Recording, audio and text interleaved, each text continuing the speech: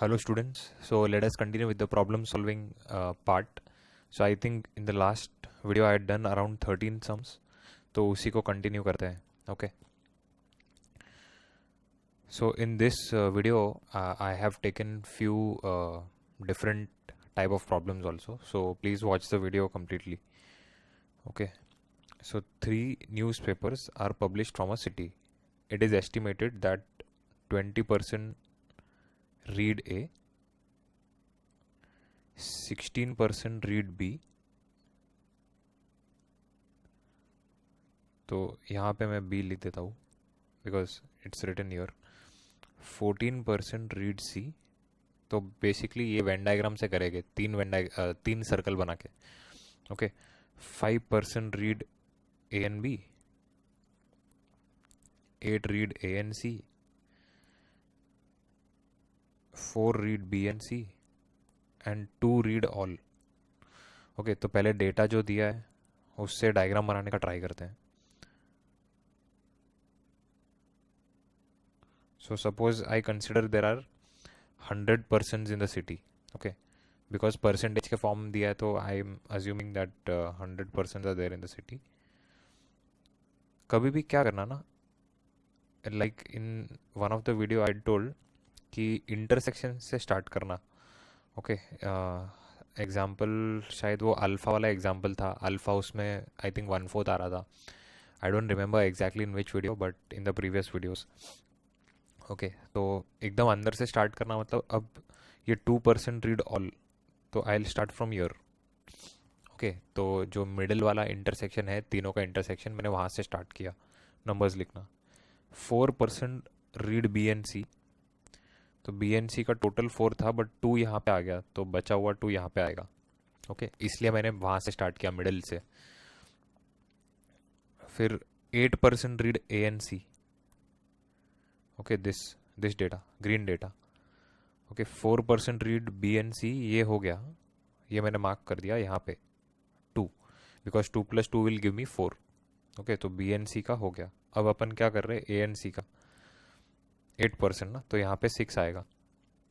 5% read A and B, so 5 - 2 3 आएगा. 20% read A, 20% read A,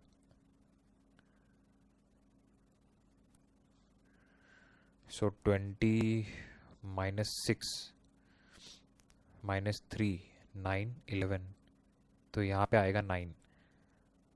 okay, because if you check 9 + 3 + 2 + 6 will give you 20, तो बराबर है ये.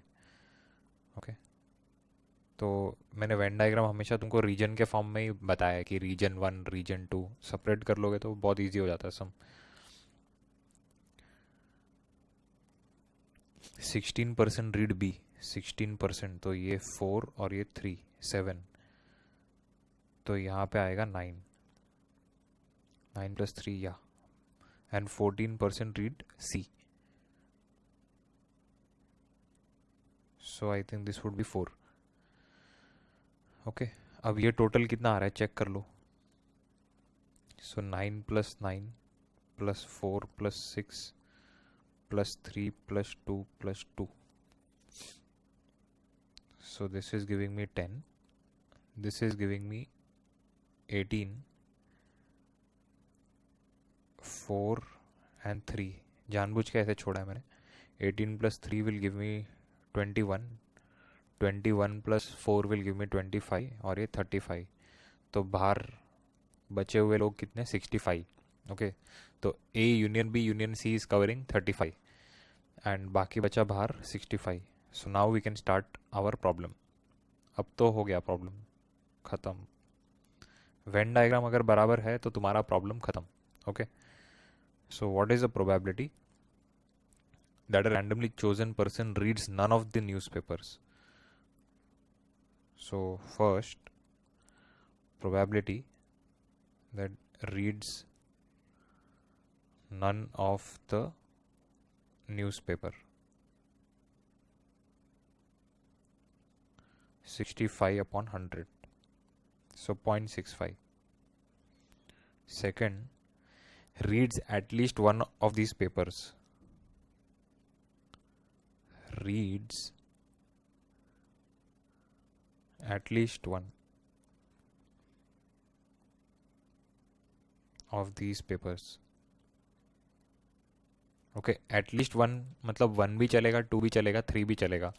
Okay, तो it's basically they are asking A union B union C. तो ये सारे numbers add करने हैं अपने को. तो 35 आ रहा था एडिशन. और else what you could do is one minus none भी कर सकते हो. ये भी मैंने आई थिंक प्रीवियस लेक्चर में बताया था कि एटलीस्ट वन बोला है तो always think of one minus none. That will save you more time. So automatically 0.35 आ गया.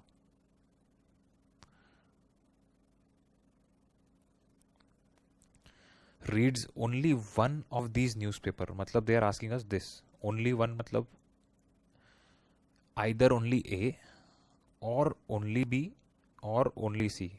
ऐसे दोनों पढ़ने वाले या तीनों पढ़ने वाले नहीं चाहिए उनको, स्पेसिफिक वन चाहिए. ओके, सो ऐसे कितने लोग हैं? Probability reads only one, only one of the newspaper, वो तुम लोग लिख देना. आई am just writing short forms. Reads only one ना. सो 9 plus 9 plus 4 upon 100, 18, 22, 22 upon 100, so 0.22. or you can write it in a mixed fraction form. 2 से cancel करके जितना आता है 11/50 आएगा, वो वैसे भी लिख सकते हो. फोर्थ क्या बोला है? Fourth reads only 2 of the papers. Okay, reads only 2 of the papers मतलब they want only this part. Okay, 2 newspaper पढ़ने वाले लोग चाहिए उनको. Probability reads only 2 of these papers.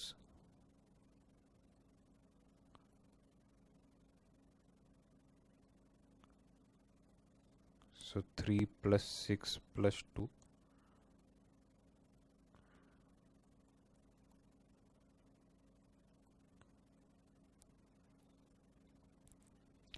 Fifth, reads A and B but not C. Reads A and B but not C. तो ये तो ऐसा हो गया ना, A and B but not C. मतलब this portion, only the yellow portion. तो 3/100 खत्म. सो यू कुड इमेजिन कि ये कितना इजी हो गया ऐसे करने से. ओके, और अगर हर बार फॉर्मूला पर्सपेक्टिव सोचोगे तो things might get a little confusing for you all. So यहाँ पे डेटा बहुत अच्छे से दिया था and I could easily convert everything into Venn diagram and reach and write each and every values there. Okay, so all in all it was a good sum. So this was 14th question. Now let's take the next question.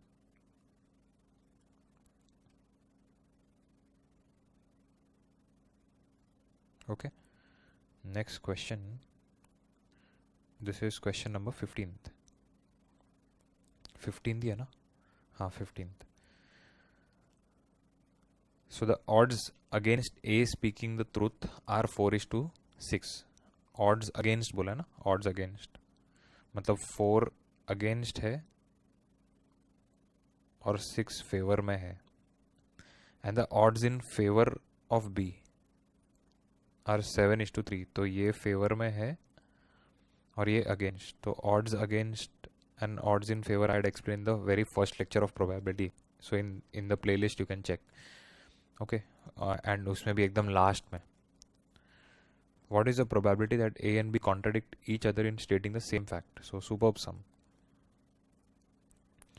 Okay, probability that A speaks truth, तो उसको मैंने P of ए से denote किया. तो speaking the truth का क्या probability होगा? 6 favour में है, 4 अगेंस्ट. तो 6/10, 6/4 + 6 बिकॉज ये 4 और ये 6 दिया है. So this is 3/5. A not speaking the truth, तो I am denoting it as A dash, वो कितना होगा 2/5. B speaking the truth 7:10. B not speaking the truth 3:10. ठीक है. What is the probability that A and B contradict each other in stating the same fact? Stating है ये, starting नहीं. In stating the same fact.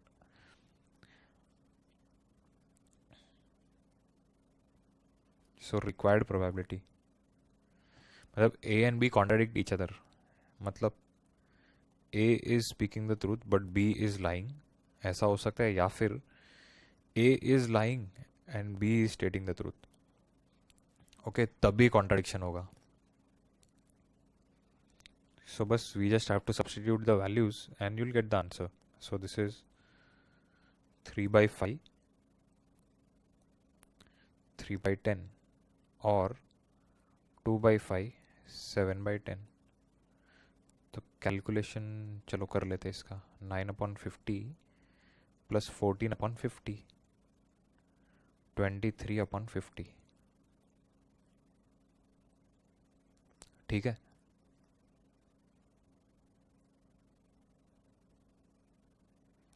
So that sum is done. Let us take this problem. Just bear with me. इसको ऊपर scroll कर लेते हैं so that I'll create more space. Yeah, done. चलो. So now this is sum number 16th. I hope it is visible. I'll just enlarge this a bit. Okay. So an urn contains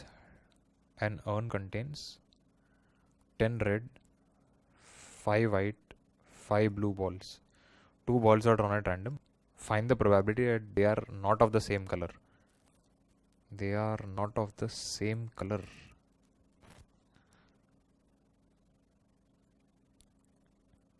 Okay. So मैं 1 minus they are of same colour कर लेता हूँ, because same colour का निकालने में easy लग रहा है. So required probability, so probability the balls are not of same colour.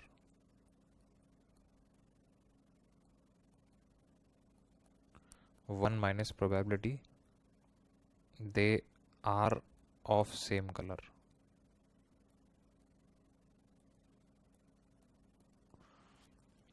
तो सेम कलर का निकालने का क्या प्रोबेबिलिटी है? टोटल कितने बॉल्स है? 20. So 20C2 because we are drawing 2 balls. Okay. अब सेम चाहिए तो बोथ कैन बी रेड और बोथ कैन बी वाइट और बोथ कैन बी ब्लू, इसलिए एडिशन किया है because there are 3 different cases. Okay. So अब इसको सॉल्व करोगे तो आंसर आ जाएगा 10C2 is 10 into 9, 90, 45. This is 10, this is 10. 20C2 is 20 into 19, 190. Okay. So 1 minus 55, 65 upon 190. अब ये कर लेना calculation. I am not doing it. इसका और एक मेथड भी है इस सम का, तो इसको मेथड 1 लिख देते हैं. Now a student could think कि I could have taken it like this also, एक रेड एक वाइट एक ब्लू, या तो एक रेड एक ब्लू, वो भी चलेगा, वैलिड है definitely. So they are not of the same colour ना. Method 2, probability that both are of different color, both are not same, not of same color लिख देता हूँ.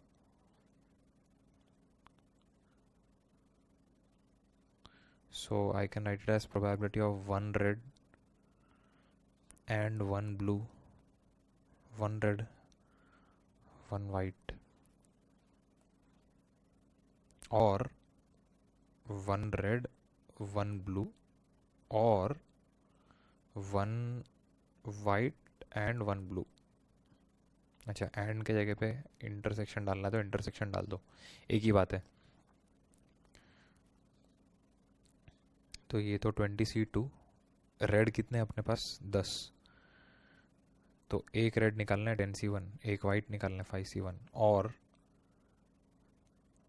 10C1 इंटू 5C1, ब्लू भी 5 है अपने पास, और white and blue 5C1 5C1. So if you calculate the answers, the answer would be same. तो ये कितना आएगा, 10 into 550 upon 190, 50 upon 190 plus 25 upon 190, so 125 divided by 190. तो 190 माइनस 65 करोगे तो कितना आएगा, 125. So we are getting the same answer. Okay, so both the methods would work. So whatever you feel comfortable with, exam में वैसे ही करना. Okay. Okay, 16th sum हो गया. चलो next sum. Okay, just a moment, it is loading. Yeah.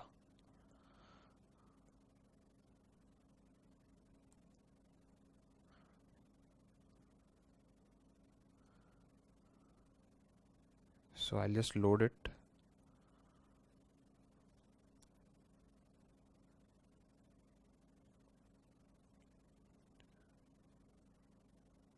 Yeah. So this is sum number 16th and 17th.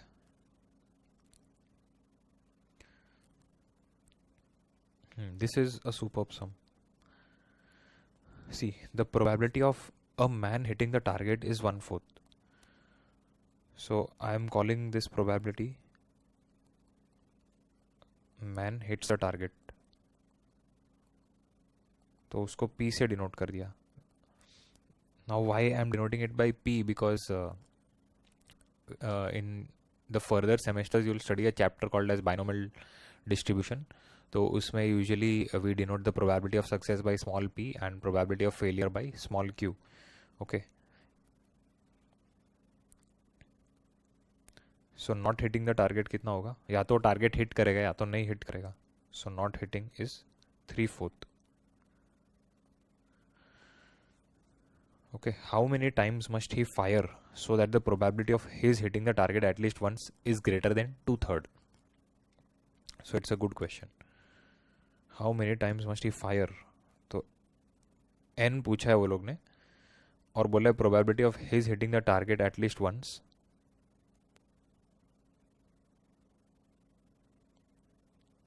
Probability of his hitting the target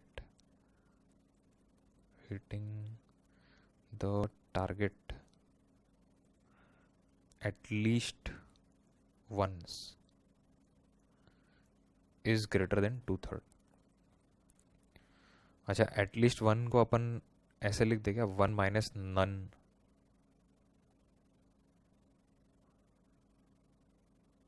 मतलब वो hit ही नहीं कर रहा है टारगेट को. ओके, और कितने चांसेस लिए अपन ने, n ट्रायल्स लिए, बराबर.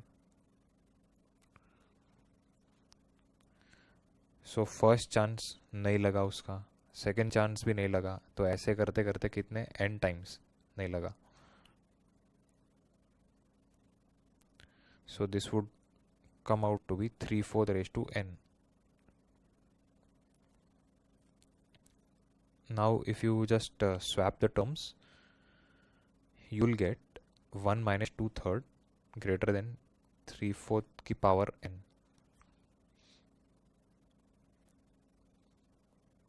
हाँ, ऐसा कुछ आएगा.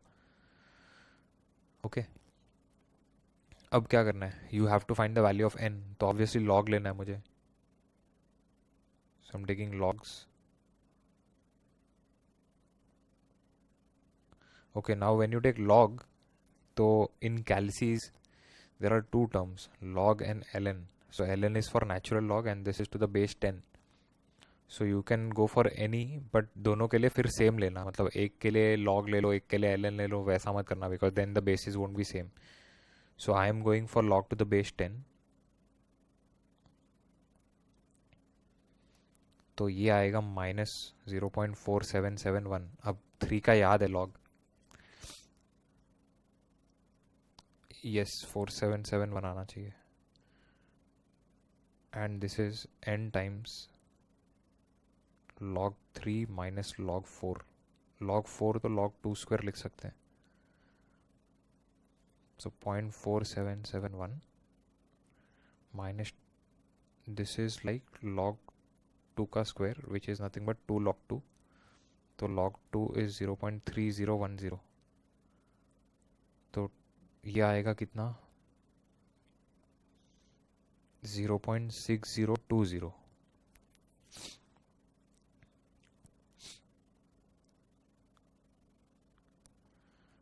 Okay now see this negative is giving you a problem. तो क्या करो, इनइक्वालिटी को नेगेटिव के साथ मल्टीप्लाई कर दो. तो whenever you multiply the inequality with a negative sign, sign घूमेगा. ओके क्यों घूमेगा, ये देखो 5 is greater than 2. Yes now I am multiplying by negative.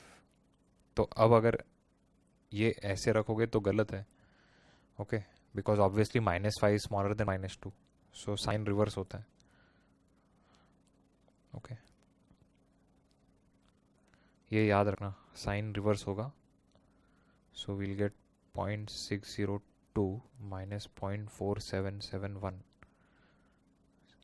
अब इसको डिवाइड कर लो तो n greater then.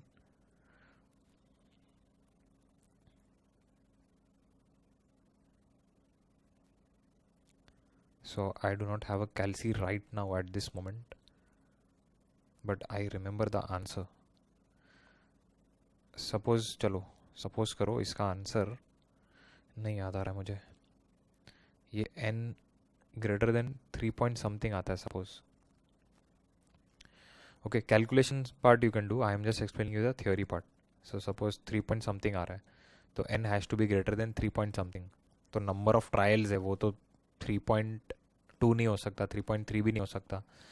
So what ever is the next integer 3 point के बाद में, that would be the answer. So number of trials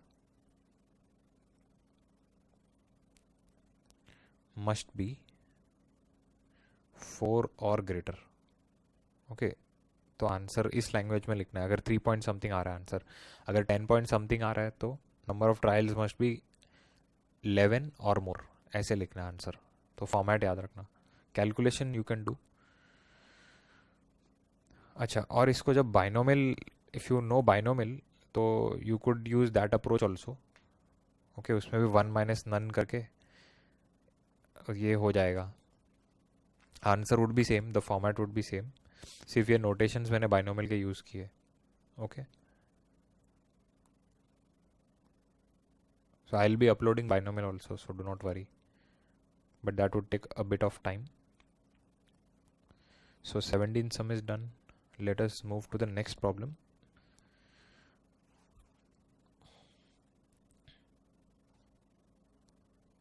Okay now this is a question on repeated trials. चलो ये type का सम करते हैं अब. So if you have watched my expectation playlist, random variable expectation playlist, in expectation part I have taken such examples, these type of examples. अभी जो करेगा ना एक दो सम एक्सपेक्टेशन में ऑलरेडी कवर कर लिया मैंने. So these are based on repeated trials.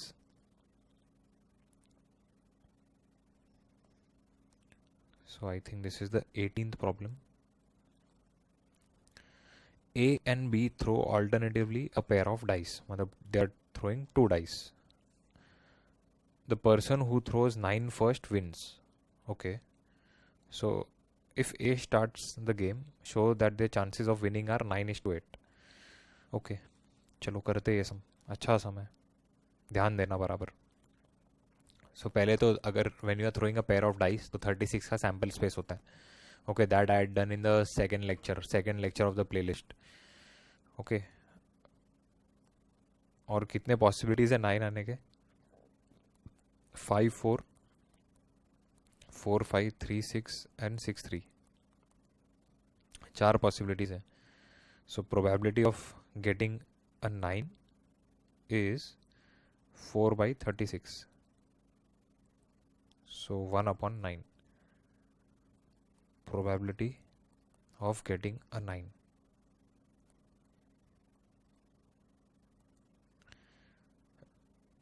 Getting a 9 मतलब getting sum as 9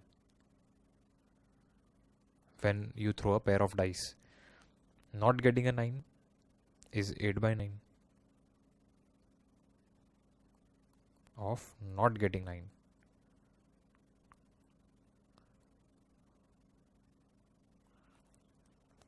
ठीक है. So A and B throw alternatively a pair of dice. One who throws 9 wins.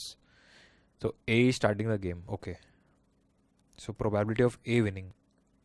अब ये याद रखना, जब भी तुम A को जिता रहे हो ना, मतलब probability of A winning find कर रहे हो, तो उसमें B को हमेशा हराना है. Okay. So A starting the game. तो क्या क्या पॉसिबिलिटीज़ है? A ने पेयर ऑफ डाई फेंका और उसका 9 आ गया, ये एक possibility. Okay. So P of A, और इसलिए मैंने कॉमा डाला है. A ने स्टार्ट किया, A का 9 नहीं आया, तो A डैश. B के पास डाई आया, बट B को तो हराना है अपने को, so B dash. Then now die comes to A. तो अब A का 9 आ गया जब A ने वो पेयर ऑफ डाइस फेंका तब. सो और it would happen like this also, कि फर्स्ट चांस A को मिला, A का नहीं आया, B का नहीं आया, फिर से A का नहीं आया, B का नहीं आया, अब A का आ गया 5वें टर्न में. तो ये तो चलते जाएगा ना, प्रोसेस ख़त्म ही नहीं होगा ये. So I can write it like this.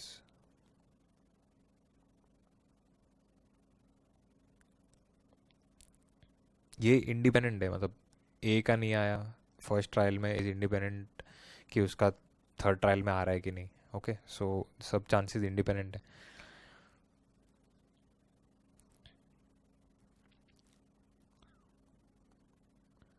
So this is based on repeated trials basically. तो इनफाइनाइट जीपी बनता है ऐसे सम्स में हमेशा. Okay. Infinite GP. So probability of A कितना है? 1/9. नॉट गेटिंग अ 9 का क्या है? 8/9. 8/9 1/9. 8/9 8/9 8/9 8/9 1/9.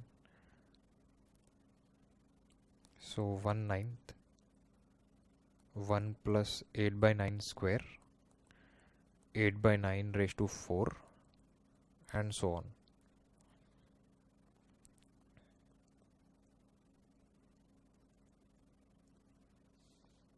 अब इनफाइनाइट जीपी का एक फॉर्मूला होता है, S infinity is A upon 1 minus R, where A is the first term,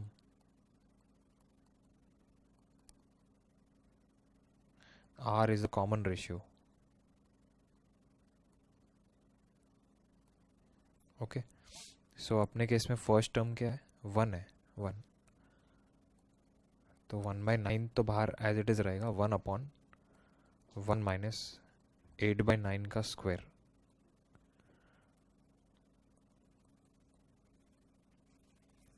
one upon 1 minus 64/81. 81 ऊपर जाएगा, 81 माइनस 64, 16 एंड आई थिंक 17. या सो 9/17 आ गया प्रोबेबिलिटी ऑफ ए विनिंग. अब प्रोबेबिलिटी ऑफ बी विनिंग क्या होगा? सो you can again do it by 2 methods. Game तो ए start कर रहा है, बट अब बी विनिंग में ए को हमेशा हराना है. तो ए ने स्टार्ट किया, ए का नहीं आया 9, फिर बी का आ गया 9 फर्स्ट चांस में। बी के टाइम बी को तो फर्स्ट ट्रायल मिला ना, उसने फर्स्ट में ही 9, उसको फर्स्ट में 9 आ गया। Then it could happen that A को नहीं मिला, बी को नहीं मिला, सॉरी सी तो है ही नहीं गेम में। ए अगेन लूजेस, बी विंस।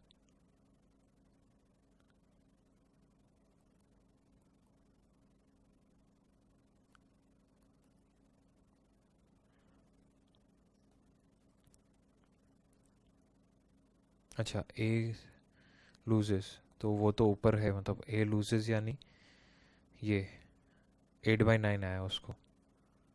सो 8/9 इंटू 1/9, यहाँ पे अब 8/9 क्यूब इंटू 1/9। 8/9 कितना टाइम आ रहा है, 5 बार into 1/9। So you can pull out 8/9 and 1/9, और ये फिर से ऐसा आएगा।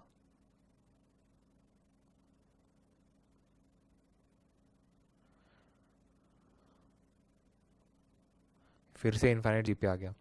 तो now you can again solve this. तो आई थिंक ये दोनों जीपी सेम आया था अपने को। हाँ, तो ये सॉल्व करने पे कितना आ रहा था, 81/17, और ये 8/9 इंटू 9, तो 8/17।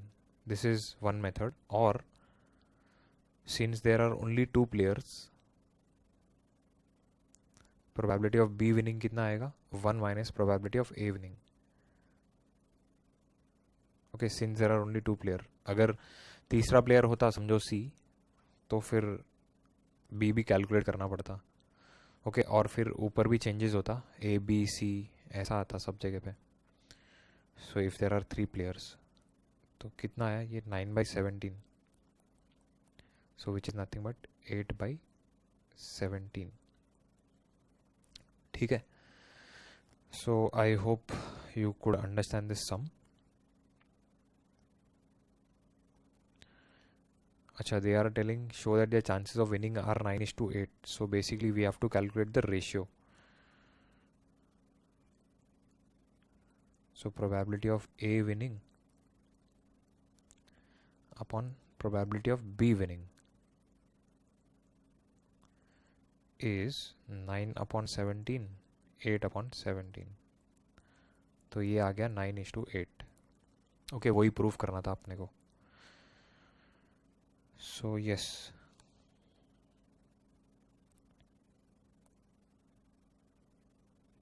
Okay this is I think the 19th problem.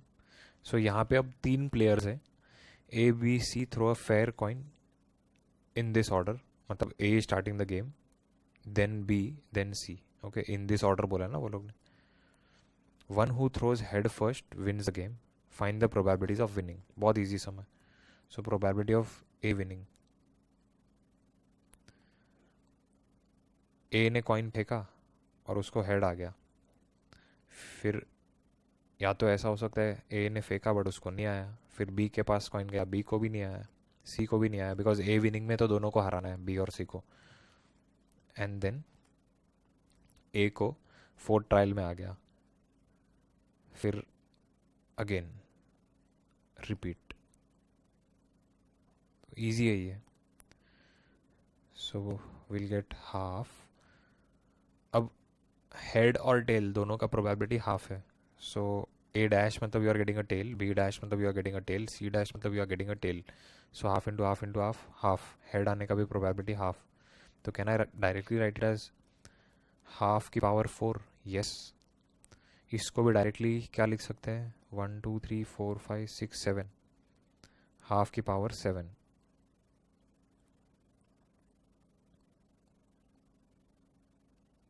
One plus half cube, half raise to 6 and so on. So infinite GP बन गया ये फिर से.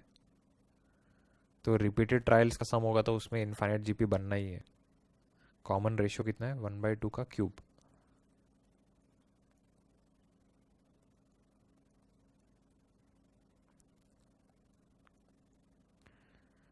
8 and then 8 goes on top, so 7. 4/7. अब मैं प्रोबेबिलिटी ऑफ बी विनिंग में I cannot do 1 minus A winning because there are 3 players involve. So अब B का कैलकुलेट करना पड़ेगा.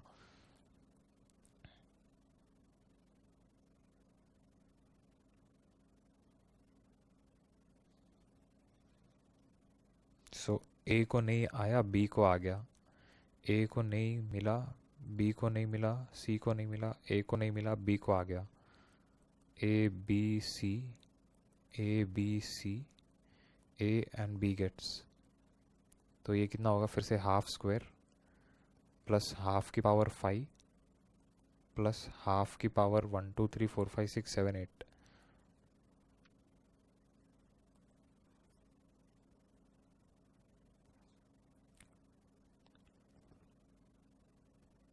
Yes, half square common. यहाँ पे आएगा 1, यहाँ पे आएगा क्यूब और यहाँ पे आएगा 6. लॉज ऑफ इंडाइसिस है. सम स्टूडेंट्स फील इधर से 2 निकाला तो इधर 4 आना चाहिए. अरे ऐसा कैसा, पावर्स ऐड होगा ना, फिर 5 के लिए क्या करोगे. So powers are adding. Oh sorry, half square. So this is 1 upon 1 minus half cube again.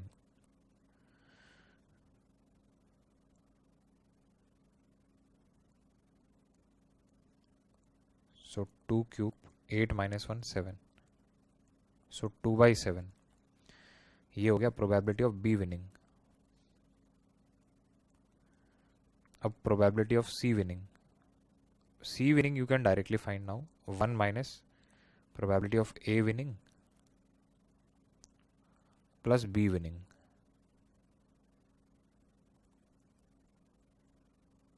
Okay, ये डायरेक्टली सॉल्व कर सकते हो. और else if you want to repeat the process you can again repeat the process also. But ये कितना है, 4/7 और 2/7 ना.